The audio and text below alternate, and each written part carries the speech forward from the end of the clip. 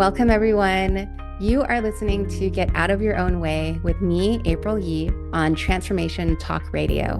Get out of your way and get what you want through transformative self-care. I'm here to support you in getting out of your own way. So, what does getting in your own way look like? Well, how about letting other people define your value and worth, ignoring your body by not taking care of yourself, and people-pleasing? These are just a few ways I've gotten in my own way. In this show, I'll share new perspectives on self-care practices so you can discover options and choices for expanding what's possible for you and your life. In each episode, I have questions for you, and when you take the time to answer them, they'll help in building up your belief about yourself. I believe that when we get good with ourselves, we get good with our lives and the world. Get Out of Your Own Way starts now. Hi, everyone. I'm April Yee, and you are listening to Get Out of Your Own Way on Transformation Talk Radio, Episode 7. The concepts I talk about in each episode are things I wish I learned sooner to support myself and get out of my own way. So I hope these ideas are coming to you when you need them. I mentioned in the previous episode that my aunt passed away, and I was a part-time home care provider for her for over 7 years. And I actually spoke at her memorial service last week. And before we dive into today's topic, I'd like to briefly share what I said. So here it goes.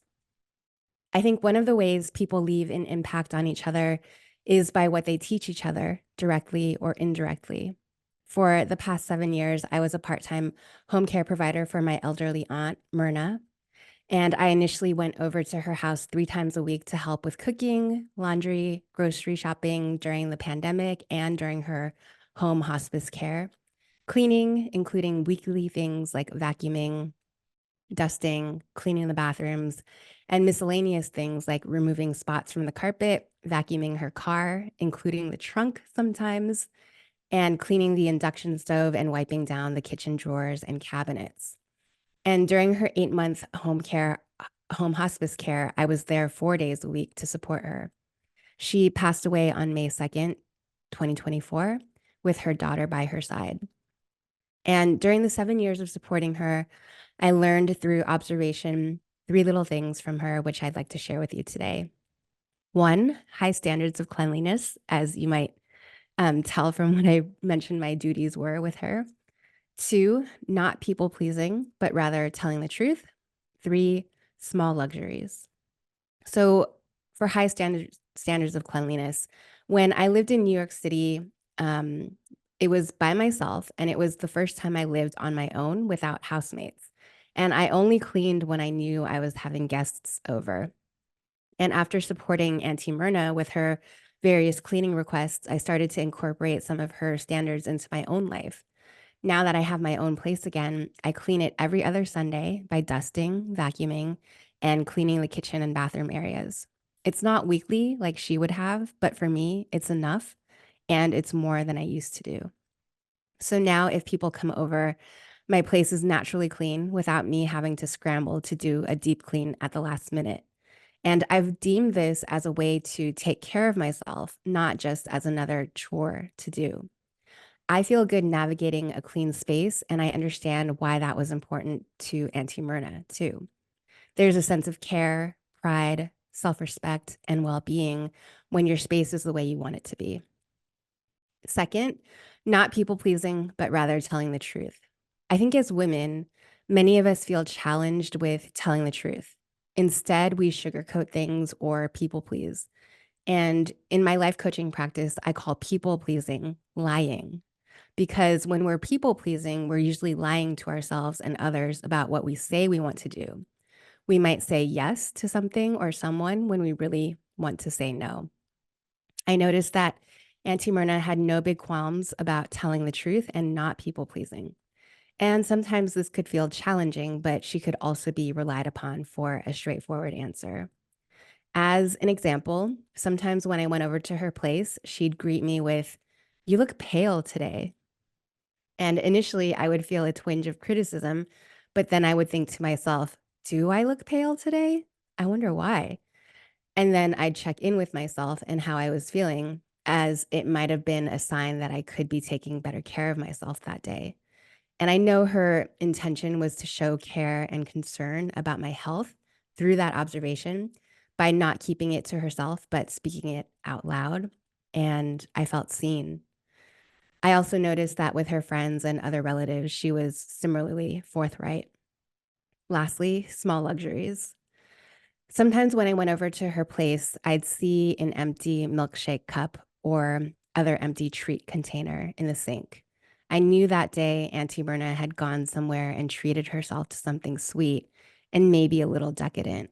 She was lucky that she didn't have to worry about her diet and what she ate those last few years.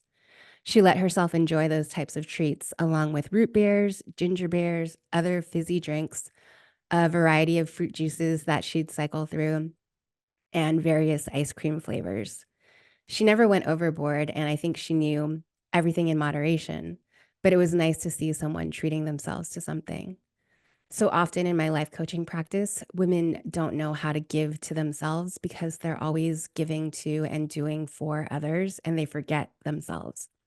Or if they remember to give to themselves, it comes with a feeling of guilt, like they're doing something wrong or undeserved. But when we're doing something in joy, there is no room for guilt. Auntie Myrna didn't forget herself in this respect. She knew when to allow a small luxury for herself. And it's always refreshing for me to see women of a certain generation doing this for themselves. I hope more women at any age would. And one of the questions that I learned early on in my holistic life coaching certification program was to ask, what brings me joy? At first, and similar to other women that I've talked to, I didn't know how to answer that question because I was too busy focusing on doing things for others, like many women are. Over time, I learned to answer that question for myself. And the answers to that question became ways to show myself care. So, seeing that Auntie Myrna also knew how to answer that question, what brings me joy, helped me reinforce that for myself. I can see that Auntie Myrna did certain things because they brought her joy, not necessarily to contribute to someone else, but purely for herself. And sometimes that's what we need most, something only for ourselves. So thank you, Auntie Myrna, for these little lessons, and thank you for your life. And thank you for allowing me to share that with you, my audience. Now, back to our topic for today. I'll be talking about this thing we do sometimes that prevents us from being more present in our lives. And so, what is this thing that we do that steals our presence? There's a quote from a book called The Mind Made Prison by Mateo Tabatabai. And it says, being aware of the present moment simply means you never believe the illusion that the future is going to be better than what is going on right now. So, what is this thing we do that steals our presence?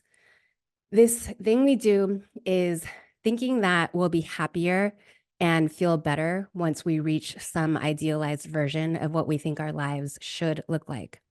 And it's tempting to think that an idealized version of our lives is better than where we actually are right now. And I call that there versus here thinking. So instead of being present with how our life is, we see how our life isn't, and it isn't what we've envisioned it to be. So then we do things to distract ourselves or escape. And it's like what I mentioned in previous episodes about buffering. So, in order to take care of ourselves, we need to be present for ourselves and we need to know what's going on with us. We need to be able to tell the truth about what's going on for us, and we need to be present for ourselves exactly where we are.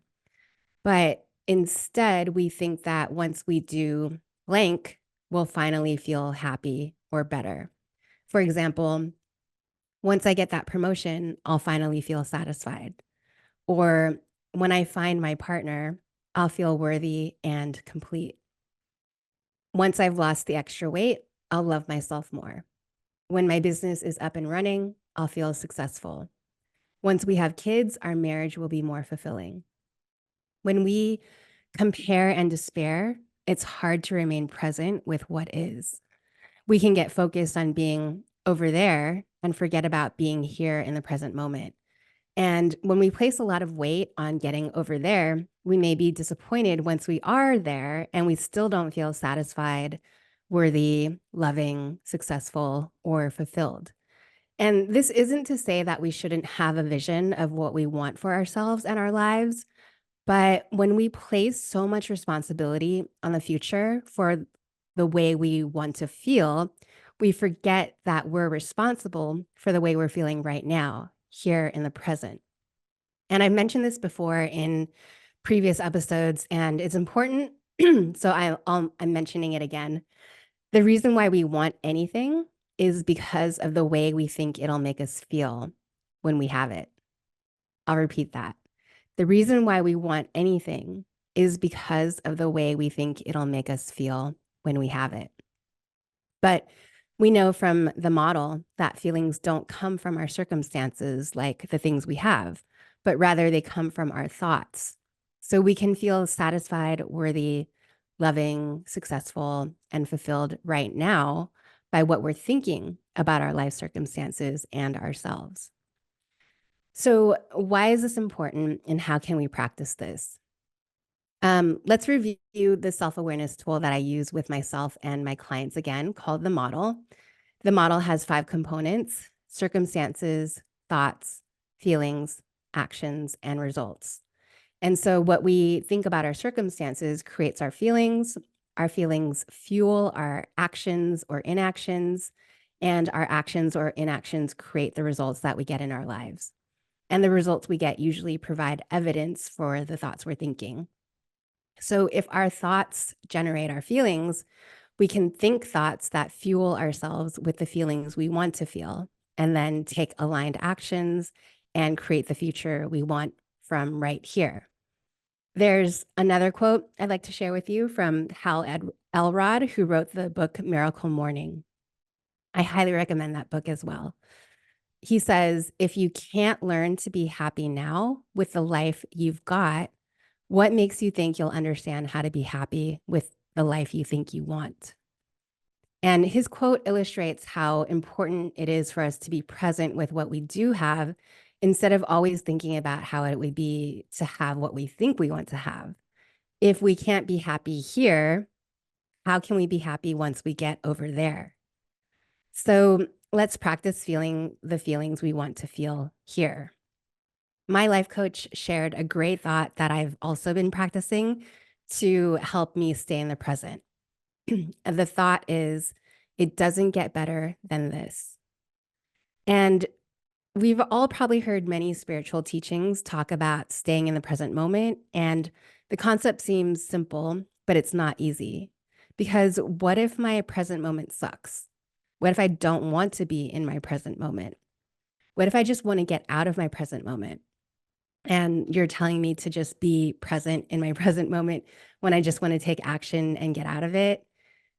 It's so easy to resist the present moment and do things to distract ourselves from it, like buffer from an uncomfortable emotion by eating something, drinking something, buying something, or doing anything that releases us from the discomfort we might be feeling in the present moment. I'm going to read the quote again that I started with by Mateo Tabatabai. Being aware of the present moment simply means you never believe the illusion that the future is going to be better than what is going on right now. And if you've been listening to this podcast for a while, you know that one of the things I share about is the model. And again, the model is a self-awareness tool that helps us be aware and conscious in the present moment about what's going on for us. And this concept that Mateo Tabatabai shares takes it deeper, so that not only are we aware of our present moment, but we're also aware that it doesn't get better than this. There's no moment that is better than another moment. And if you're like, what? How can that be? Stay with me. We can probably think of moments like being at the dentist or at the DMV that don't seem like great moments, but our lives are made up of a series of now moments. That's really all our lives are. Now moments that pass by and that add up to our lived lives. They happen in seconds, but add up to minutes, then hours, then days, then weeks, and then years. So if it doesn't get better than this, if this moment is the best it's ever going to be, and the next moment is the best it's ever going to be, what does that mean to me in my life? What does that mean for you in your life? And for me, I've really had to reconcile this. And one of the things from doing the work I've done in life coaching is understanding that our capacity for happiness has nothing to do with anything going on externally. So, joy and happiness come from what's going on in our minds. Our thoughts create feelings. And all thoughts are available to me in this moment. So there's no future moment where I will have the ability to have more capacity for joy than I have right now. And my capacity for joy is at full capacity from very early in my life. And we can see this with babies and little kids who find joy in very simple things that maybe we as adults might not find the same joy in. The circumstances are the same, but the kid is thinking about it maybe in awe and wonder, and that creates joy for that kid. Whereas an adult might experience the same circumstance and think about it as mundane, which creates neutrality or even boredom. Does that make sense? So the only thing that holds me back from experiencing joy is my brain and from thinking thoughts that block my joy. So no matter what changes in my external world, the only thing that will ultimately change joy and how I feel is how I think. And if I think about more success, for example, and I think about maybe my business being even more successful than it is now, and I think that will make me happier, I have to remind myself that, wait, no, that won't make me happier. That would be an external circumstance in my life that changes. And since circumstances don't create feelings, thoughts do. So, whatever thoughts I have about my life and myself around being even more successful are thoughts that I could actually have right now about myself and my life. Like, I'm a great life coach and clients benefit from working with me, or I appreciate the abundance in my life, or I love what I do. And all those thoughts are available to me right now, too. And I read a couple of Eckhart Tolle's books, and he talks about being in the present moment, yet he has a multi-million-dollar business going on, and he's written various books. So being in the present moment to him doesn't mean that he doesn't think about the future. I think he definitely thinks about the future in this present moment. But what Eckhart doesn't do is he doesn't believe that by planning for that future moment will be better than this one. So even though he's creating and even though he's writing books, planning, talking to Oprah, and hosting his own speaking events and retreats, in his mind, he's not saying, oh, I'm going to trade this moment for some future moment. And like I mentioned earlier, the way we steal our own presence is by trading our happiness in this moment for some future moment we believe will be better, or even some past moment we thought was better. So our capacity for joy is going to be the same in both of those moments. So if I'm planning to write a book, or I'm planning to be more successful, or I'm planning on meeting new people, those are all great things, but I don't postpone my happiness or good feelings by telling myself, when I finally accomplish those things, that's when I can be happy and feel good, and deny myself happiness now. So, are you following? Because this is such a game changer to me, even when I'm talking to you about it right now. This is something that I do sometimes, or even often. I think, oh, when I have that thing, then it'll be better. Or when I don't have so many things on my plate, when I've completed that project, then I'll be able to breathe easier. Then I'll be able to be more at peace. And I'm sure you might do the same thing. But what if that's just a story we're telling ourselves? What if really whatever we think would be better in the future, we could actually feel right now? And the reason why I think things will be better when I complete a project is because then I won't be working on the project. By believing that, I'm resisting working on the project now. And so it's almost like I'm not enjoying that process. And I really get that now. I really understand that by believing a future moment will be better than this moment, I'm deluding myself and missing out on this moment, believing that this moment is horrible and that some future moment will be fantastic as soon as this horrible moment is over. I'm missing the experience of being fully present and alive without judging this moment. And that has made my life incredibly more dynamic by understanding that. So now, knowing when my brain wants to go to some future moment and compel me to deny this moment for that one, I'm like, I see what you're trying to do. I'm on to you. And in order for me to even have a future moment that's as amazing as this one, I have to learn how to appreciate this amazing moment. Otherwise, when I get to that future moment, I for sure will be denying that future moment for some other future moment.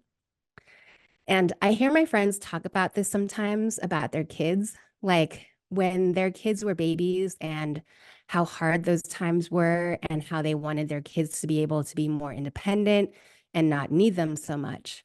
And now, when their kids are older and teenagers, it's still hard, but a different kind of hard.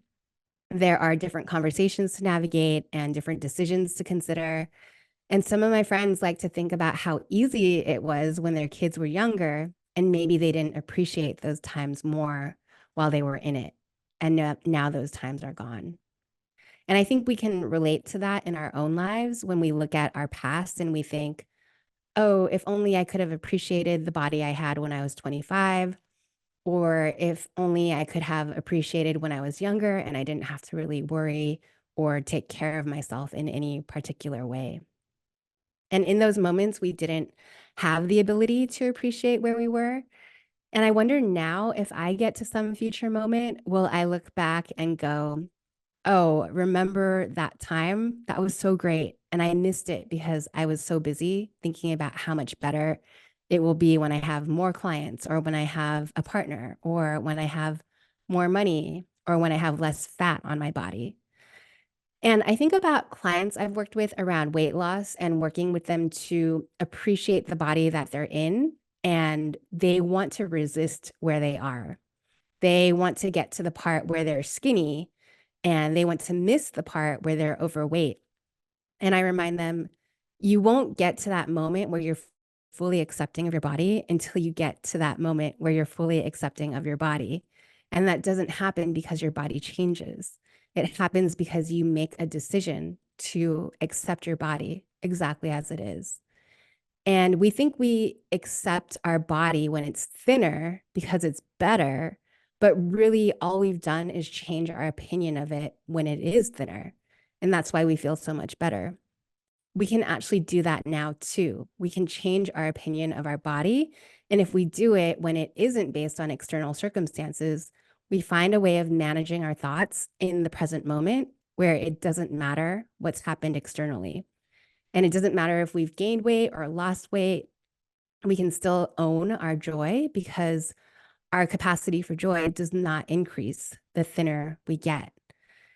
And just to continue with this weight loss example, our capacity for joy is the exact same right this minute as it is when we've lost 10 pounds, when we've lost 20 pounds, when we've lost 50 pounds. We think we'll be happier when we lose X amount of pounds. And the reason why we believe we'll be happier is because we're thinner and weigh less, but that isn't true. Our weight is the circumstance. And the reason we're happier when we're thinner is because we give ourselves permission to think different thoughts about ourselves. And so we feel happier. Does that make sense? And of course, I'm all about you creating a life that you want and changing anything you want in your life. But know that you can do that from a place of acceptance and happiness now. You don't have to be unhappy. You don't have to be frustrated in order to make changes. In fact, making changes from a place of abundance and happiness and joy in this moment will make that change so much easier.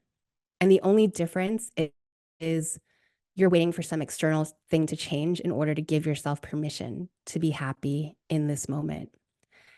And what my teacher, Brooke Castillo, has helped me see is that we strive to accomplish all these goals sometimes. And by understanding that we can be happy in our present moment without necessarily accomplishing all the goals, it's what's available to us.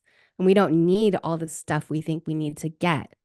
We can get it all, but we don't need it to be happy. And in fact, if you're looking at something in your life externally and you don't think it's great and you don't think you're successful enough, or you don't think your relationship is good enough, or you don't think your kids are behaving right, or you don't think your house is nice enough, or you don't think your bank account is big enough, whatever it is, just know that those things do not have the ability to rob you of your happiness. You don't have to improve those things to feel better. And it doesn't mean you don't improve those things if you want to. You can keep going with improving anything you want in your life, but just don't tell yourself that you will be somehow happier in the getting of those things. That happiness is right here, available to you right now, and you can find peace and joy in this moment, regardless of your bank account, regardless of your weight, regardless of who's in your life or not. So my message to you today is that we can get out of our own way by practicing the thought, it doesn't get better than this, and remembering what that means for us. Instead of escaping to what we think will be a better future, we can remember that right now is also a worthy moment. So if it doesn't get better than this, what's good about right now? Maybe I can breathe. I'm working at a job that pays me. I have clothes to wear. I have eyes that can see and read these words. What can you appreciate about you and your life exactly as you are? Exactly as it is. Exactly where it is. And what do you feel when you think those thoughts? I'm really interested in what you think about this too, so feel free to leave a comment for me about this. Do you have a hard time being in the present moment? Do you want to resist to this moment and go to some future moment that you have designed that could be way better than this moment? I want to hear about it and get your ideas about it. And I'm so glad you joined me for this episode of Get Out of Your Own Way. To go even deeper, join me for Self-Care Sundays, monthly drop-in sessions, and you can find out more at thehealingmodalities.com. You can also sign up for my weekly Self-Care Seeds newsletter there. Join me again for Get Out of Your Own Way every first and third Thursday of the month at 6:30 p.m. Eastern, 5:30 p.m. Central, and 3:30 p.m. Pacific time. Next time on Get Out of Your Own Way, I'll be talking about how to believe new things. In the meantime, think about some of the thoughts or beliefs you hold. How might some of those thoughts serve you?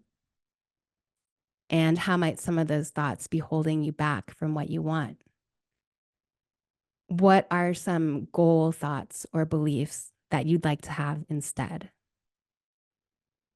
Have a great week, and I'll see you next time.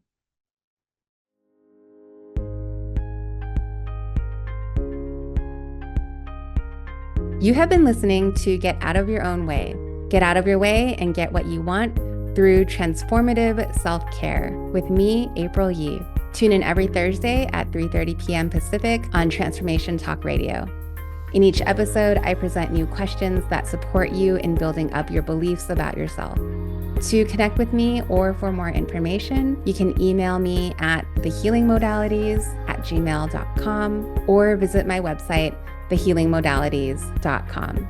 See you soon.